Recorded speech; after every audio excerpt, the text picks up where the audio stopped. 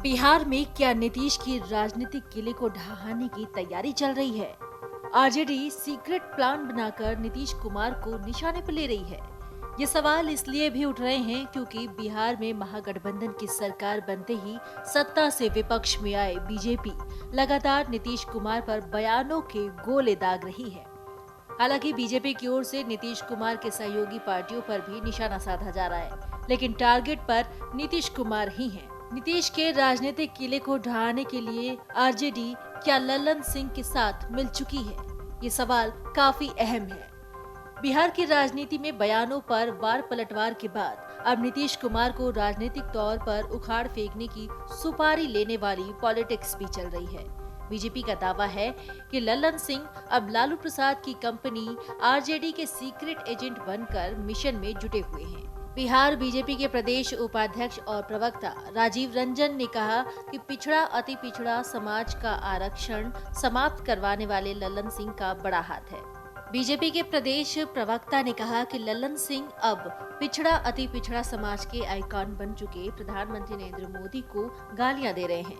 उन्होंने कहा कि जदयू के राष्ट्रीय अध्यक्ष ये अनायास नहीं बल्कि सोची समझी साजिश के तहत कर रहे हैं।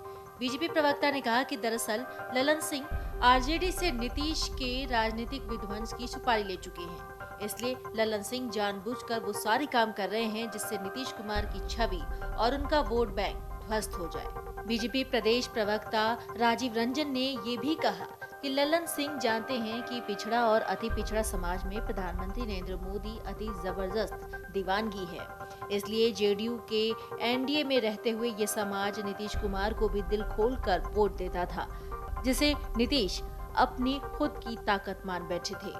नीतीश कुमार के बार बार पलटी मारने से इस समाज का बहुत बड़ा हिस्सा उनसे पहले ही दूर जा चुका है और अब बचे कुचे भी उनसे दूर भाग जाएं, इसलिए लल्लन सिंह जानबूझकर इस तरह की उटपटांग हरकतें कर रहे हैं। बीजेपी प्रवक्ता राजीव रंजन ने कहा कि नीतीश कुमार ने जिस तरह से लल्लन सिंह को अपमानित करके जेडीयू से निकाला था उसे वो भले ही भूल गए हों, लेकिन लल्लन सिंह उसे बिल्कुल नहीं भूले हैं। इसी तरह आरजेडी भी नीतीश के हाथों अपनी बेइज्जती नहीं भूला है। दोनों ने नीतीश को जड़ से उखाड़ फेंकने की कसमें खाई थी।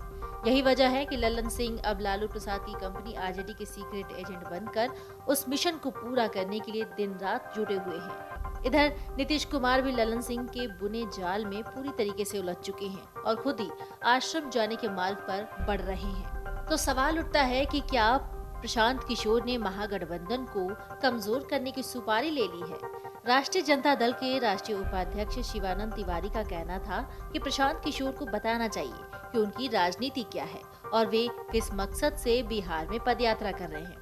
क्या वो गांधी को गाली देने वालों के साथ हैं? देश में आज मुसलमानों के विरुद्ध जो नफरत और घृणा की भावना का अभियान चलाया जा रहा है, क्या वो उसका समर्थन कर रहे हैं? क्योंकि बिहार की राजनीति में अब तक किसी भी राजनीतिक दल ने अपने राजनीतिक अभियान की इतनी महंगी शुरुआत नहीं की होगी जैसा प्रशांत किशोर ने किया था। शिवानंद तिवारी का ये भी कहना था कि पीके ने अब तक गांधी को खलनायक और नाथूराम गोडसे को नायक बताने वालों की राजनीति के विषय में अपना मुंह नहीं खोला है और न ही उन्होंने सांप्रदायिक ध्रुवीकरण के विरोध में कुछ बोला है। प्रशांत किशोर अपनी पदयात्रा में लालू यादव, नीतीश कुमार और तेजस्वी पर निशाना साध रहे हैं। प्रशांत किशोर ने अपने चुनावी प्रबंधन की शुरुआत नरेंद्र मोदी के 2014 के चुनाव से ही की थी और इसलिए ये साफ होता है कि कहीं ऐसा तो नहीं कि पीएम मोदी के प्रति पीके का पुराना प्रेम उमड़ रहा है। इसलिए उस बिहार में जहां मोदी जी को सबसे ज्यादा चुनौती मिल रही है, उसी चुनौती को कमजोर करने की पीके ने बीजेपी से सुपारी ले ली है। Video desk amarujala.com। डाउनलोड करें अमर उजाला ऐप और पाएं खबरें लगातार। अगर आप ये वीडियो YouTube पर देख रहे हैं तो हमारे चैनल को सब्सक्राइब करें और बेल आइकन को दबाना ना भूलें। अगर आप Facebook पर ये वीडियो देख रहे हैं तो हमारे पेज को लाइक करें।